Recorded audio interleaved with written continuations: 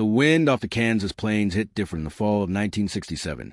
carrying with it the smell of turned earth and diesel exhaust, and something else too, something harder to name, like the weight of judgment hanging in the air over a man who'd already made up his mind not to care what anybody thought. Warren Jessup stood in the doorway of his barn that September morning,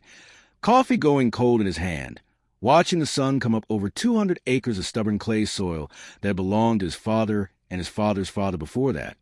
And he could hear them already, the voices drifting across fence lines and through the aisles of Merkel's feed and seed on Saturday mornings, the low chuckle and the shake of heads when his name came up. They called his operation a junkyard, said it right to his face sometimes, more often behind his back, and Warren Jessup didn't bother defending himself because a man's work ought to speak louder than his neighbor's opinions. And besides, he'd learned a long time ago that small towns have long memories and short patience for anyone who does things different. His tractor, a 1948 John Deere Model B that he'd pulled out of a collapsed shed on the property when he took over the farm in 1965, sat at the edge of the yard now, green paint faded to a dull olive in places, one fender bent from some long-ago mishap,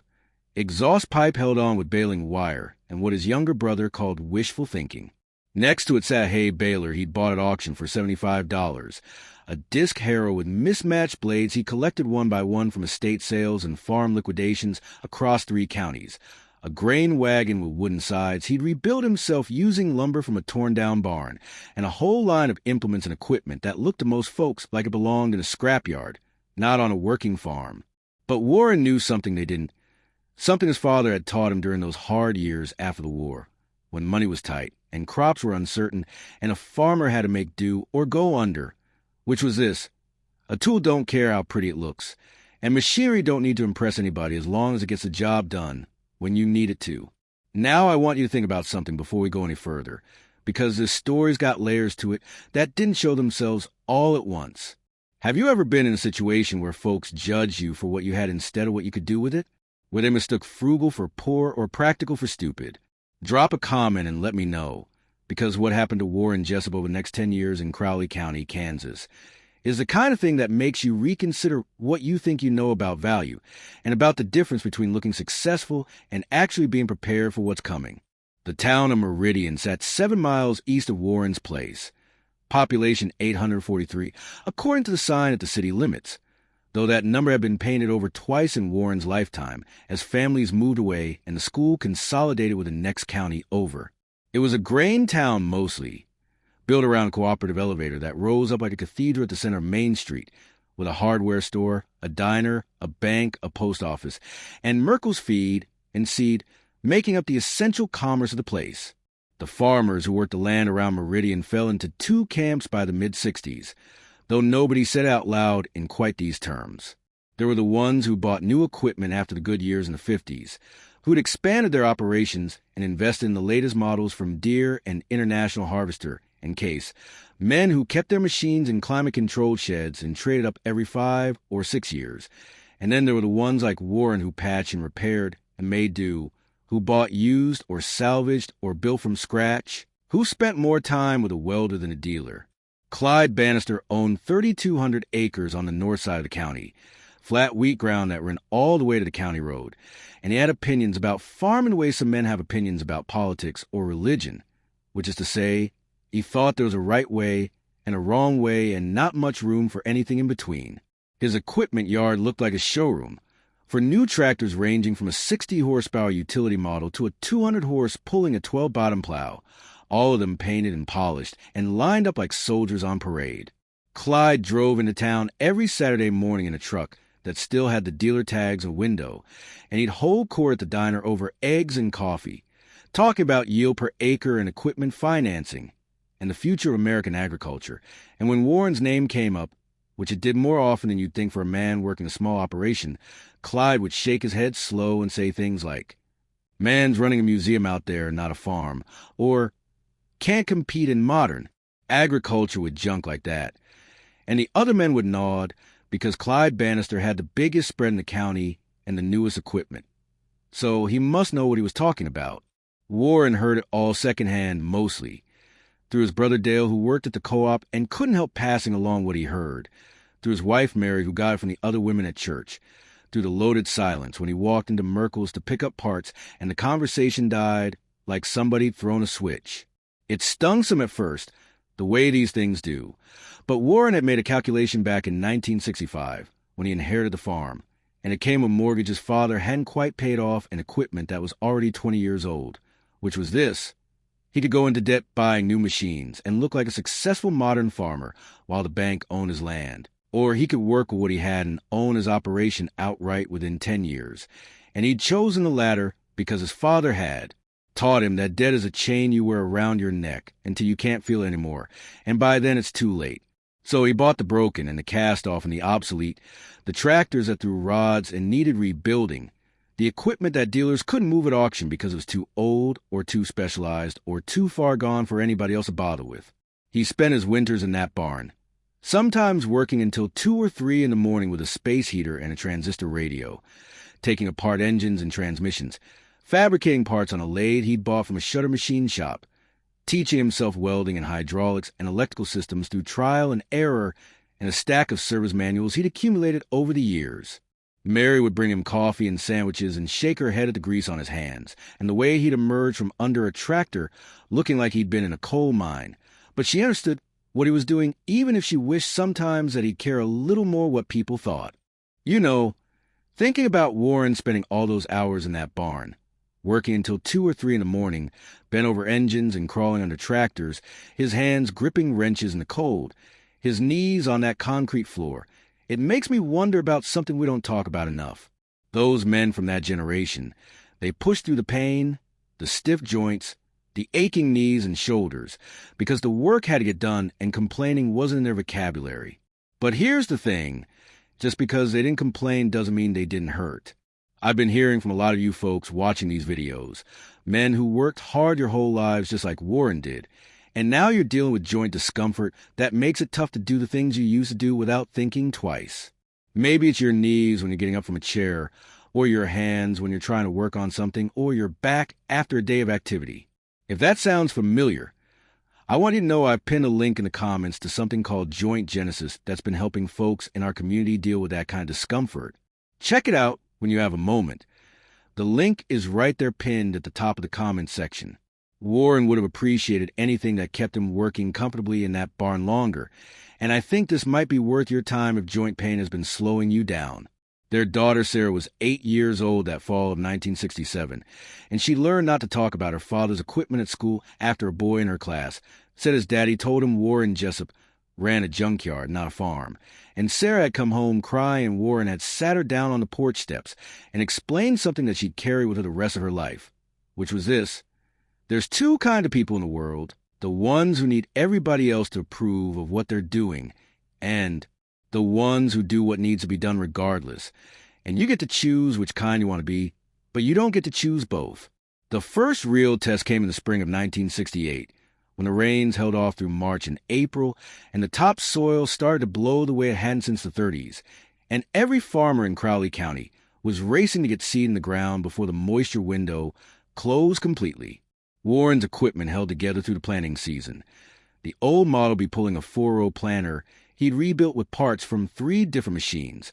working from dawn until midnight while the wind howled across the prairie and the sky stayed stubbornly empty of clouds. Clyde Bannister finished his planting in 3 days with his new equipment, and he made sure everybody at the co-op knew it.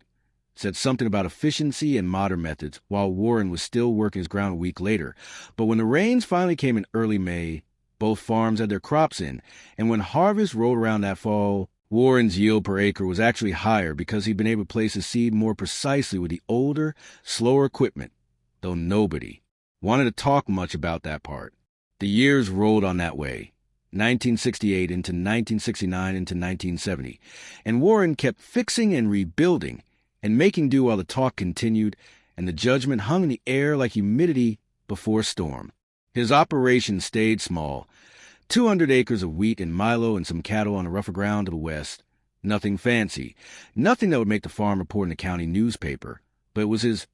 pay down a little more each year, the mortgage shrinking while other farms around him carried debt that grew like a tumor. He watched neighbors buy new combines and four-wheel drive tractors and center pivot irrigation systems, watched them expand and modernize and talk about economics of scale, and he kept his mouth shut and his head down and his machinery running. By 1972, his collection had grown to the point where he needed a second barn,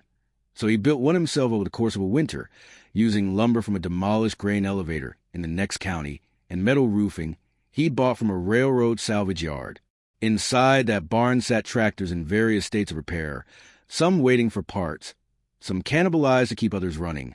a whole ecosystem of machinery that looked chaotic to an outsider but made perfect sense to Warren, who could tell you the history and the function of every piece, which combine a certain gear came from, which tractor donated its hydraulic pump to keep another one working, the whole intricate web of salvage and repair that kept his farm operating on a fraction of what his neighbors spent. And here's where I want to pause and ask you something, because this is important to understanding what came next. Have you ever built something yourself, really built it from scratch or from broken pieces? Put in the hours and the skinned knuckles and the failures until you got it right? There's a knowledge that comes from that, a deep understanding of how things work that you can't get any other way. And Warren Jessup had that knowledge a way that his neighbors with their dealership machines and service contracts didn't. Make sure you're subscribed, because where this story goes in the next few years is going to surprise you, and I don't want you missing how it all comes together. Mary died in the spring of 1974. Cancer that came on quick and mean and didn't give them much time to say goodbye. And for a while, Warren disappeared into his grief and his work, spending even longer hours in the barn because the machinery didn't judge him and didn't need anything from him except attention and effort, things he could provide even when his heart felt like it had been torn out and replaced with something made of old iron. Sarah was 15 then, and she stepped into her mother's role as much as a 15-year-old could, cooking and keeping house and making sure her father ate something besides coffee and determination. And if the neighbors had any sympathy for Warren's loss, it got mixed up with their ongoing judgment of his methods, so that even the condolences of the funeral felt somehow weighted with the unspoken question of why he didn't just sell out and move to town like a normal person would after losing a wife. The economy shifted hard in 1975. Grain prices spiking with the Soviet wheat deal and then crashing, interest rates climbing, and suddenly the farmers who'd leveraged themselves to expand found themselves in a squeeze, making payments on equipment and land that was worth less than what they owed on it. The bank in Meridian started to get nervous, started calling in loans and restructuring debt, and you could feel the tension in town like a tightening wire. Men who'd been confident a year ago now walking around with faces like they'd seen something terrible coming and couldn't figure out how to get out of the way. Clyde Bannister went down first, not all at once, but in stages, selling off equipment to make payments, then selling land, then selling more land. The empire he'd built contracting like a balloon losing air, and the men who'd listened to him hold court at the diner suddenly had other places to be, other conversations to have, because failure is contagious in a small town, or at least people act like it is. By the spring of 1977, Clyde had sold everything except the home place and was working for the co-op driving truck, and the equipment yard that looked like a showroom a decade earlier sat empty except for weeds and the oil stains on the concrete where the tractors used to be. Warren kept working his 200 acres, and because he didn't carry debt, because his equipment was paid for even if it looked like it came from a scrapyard, because he'd built his operation on the principle of making do rather than keeping up, he weathered the downturn without losing sleep or land or his future. He even expanded some, buying 40 acres from a neighbor who'd gotten over his head and needed to sell quick, paying cash that he'd been setting aside for nearly 10 years, adding it to his holdings without adding $1 debt. And if anyone noticed the irony of the junkyard farmer buying land while the modern operators were selling theirs, they kept their mouths shut about it for the most part. 1978 brought something else entirely, which was a drought that settled over the plains like a curse. The sky turned to brass, and the wheat withering in the fields, and the cattle congregating around dried-up ponds looking for water that wasn't there. The farmers who'd installed irrigation systems did better, but those systems required power and maintenance and parts. And that's where Warren's particular genius started to reveal itself in ways that nobody could ignore anymore, because when a pivot system broke down in the middle of drought, the dealerships were backed up 6 weeks for service calls, and parts had to be ordered from the factory, and meanwhile your crops were dying to ground. But Warren had the knowledge and the tools, and the salvage parts to fix just about anything, and he started getting calls. First, it was his brother Dale, whose neighbor had a seized pump on an irrigation well. Could Warren maybe take a look? Then it was a second cousin whose combine had thrown a bearing during wheat harvest, and the dealer said 2 weeks of the part. Could Warren fabricate something? Then it was people he barely knew, driving into his yard with broken equipment and desperate eyes, and Warren would walk around whatever machine they brought, hand on his chin, considering, and then he'd disappear into his barn of salvaged parts and mismatched equipment, and come back with something that would work. Maybe not pretty, maybe not how the factory would do it, but functional, and more importantly, available right now, instead of in 6 weeks when it wouldn't matter anymore. He didn't charge much, sometimes just the cost of parts, sometimes nothing at all if he had what he needed already on hand. And word spread the way word spreads in rural communities, which is to say fast and with editorial commentary. But the commentary started to shift from Junkyard to that man can fix anything, and from why doesn't he buy new equipment to good thing somebody around here knows how old machinery works. By the time the drought broke in the late summer of 1979, Warren Jessup had become something he never intended to become, which was indispensable, the man you call when the dealer couldn't help you and the calendar wouldn't wait. And his collection of salvaged, rebuilt, supposedly obsolete machinery had revealed itself to be exactly what it always was, which was a resource. Think about that for a minute, how quick things can flip, how the same situation that looked like failure to one set of eyes looked like preparation to another. Have you seen that happen in your own life or your own town, where the person everybody wrote off turned out to be the one who had what everybody needed? Let me know in the comments, because this story is about to take another turn, and I want to hear what you think about second chances and small-town justice. The 1980s brought the farm crisis in earnest. Foreclosures and auctions in families that had worked the same land for generations packing up and moving to cities for work they didn't want in lives they hadn't planned on living. And Crowley County wasn't immune. The bank in Meridian got bought out by a larger regional bank that didn't have any sentimental attachment to local farmers, and the equipment dealers started closing. First the smaller franchises, then the bigger operations, consolidating into regional centers 50 or 70 miles away, which meant that service got slower and parts got harder to find, and the farmers who were still hanging on found themselves in an increasingly difficult position when something broke. Warren's barn became an unofficial dealership for machines that didn't have dealerships anymore, a repository of knowledge about tractors and equipment that factories had stopped supporting, and he found himself in the strange position of having people who'd mocked him for years now seeking his help, asking his advice, wondering if he might have a part or know a workaround or be willing to take a look at something that had them stumped. He helped them all, Clyde Bannister included, never throwing their words back at them, never extracting apologies or acknowledgement, just doing the work because the work needed doing, and because he'd never been motivated by proving people wrong as much as by proving himself right, which is a different thing entirely. By 1982, Sarah was in her early 20s, married to a boy from the next county who worked for the Rural Electric Cooperative, and she'd given Warren his first grandchild,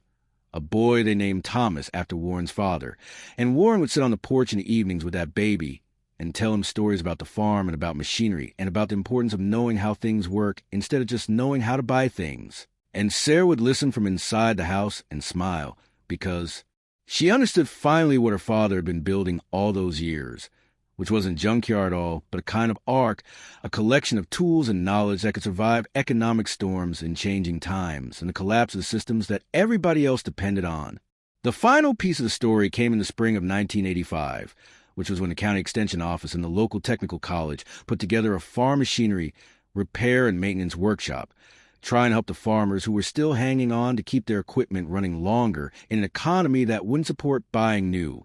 And they needed somebody to teach it, somebody who understood the old equipment that most farms were running now, the tractors and implements from the 50s and 60s that were still in the field because they were paid for and because there wasn't money for anything else.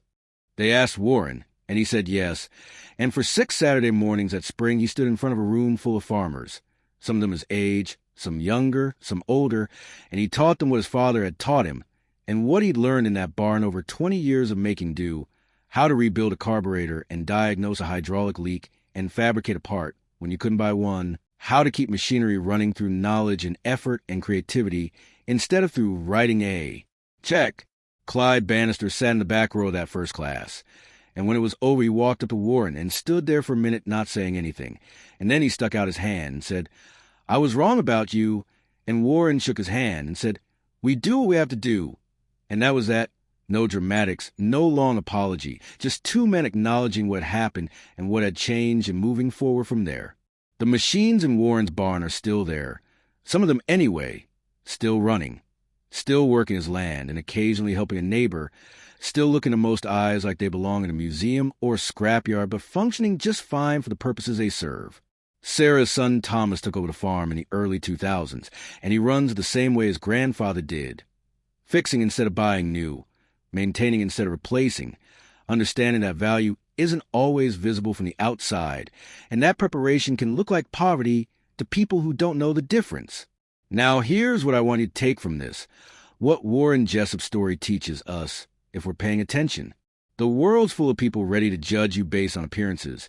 ready to tell you you're doing it wrong because you're not doing it their way, ready to mistake frugality for failure and preparation for poverty. But time has a way of revealing what's solid and what's not, what's built to last and what's built to impress. And the man who owns his operation outright will outlast a man who looks successful but is leveraged to the hilt every single time, especially when the economy turns or the rains don't come or the systems everybody depends on stop working the way they're supposed to. Warren never set out to prove anybody wrong, never cared that much about what they thought.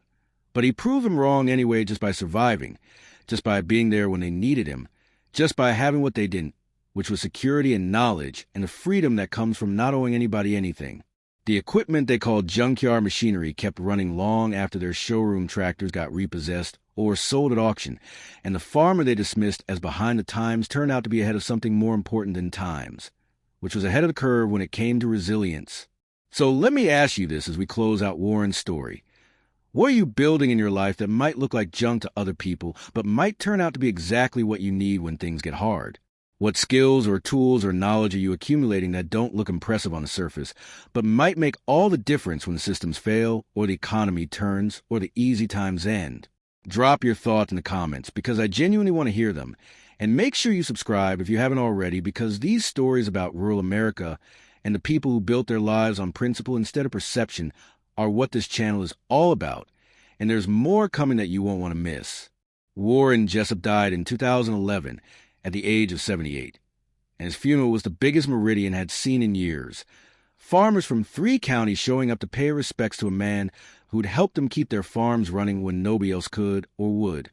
And the line of old tractors that followed his casket to the cemetery included that 1948 Model B he'd pull out of the shed in 1965, still running, still working, still proving that value isn't about being new or shiny or impressive. It's about being there when you're needed and doing what needs to be done regardless of what anybody thinks. His grandson Thomas still farms that land, still maintains that collection of equipment that some people still call a junkyard if they don't know better, still fixes neighbors' machinery when they need help, still carries forward the lesson that his grandfather taught through action instead of words, which is that a man's worth isn't measured by what he owns, but by what he knows and what he can do with what he has. And 10 years after they called his equipment junk, most of those same people were selling theirs at auction or watching the bank repossess it, while Warren's machinery kept working, kept earning, kept proving that the old man with the junkyard had understood something fundamental about farming and about life that they'd missed entirely while they were too busy judging him, which was this: looking successful and being successful are two completely different things, and only one of them matters when the times get tough and the systems fail, and you're left with nothing but what you actually own and what you actually know. And that's when you find out what you're really made of and whether you built your life on sand or on something solid. If this story meant something to you, if it reminded you of someone you knew or some lesson you learned the hard way or some truth about value and preparation that you wish more people understood, leave a comment and share it, because these stories need to be told and remembered, and every comment and share helps this channel reach more people who need to hear them. Subscribe if you believe there's wisdom in the old ways and the old people who practice them, and I'll see you in the next one with another story from rural America that you won't find anywhere else.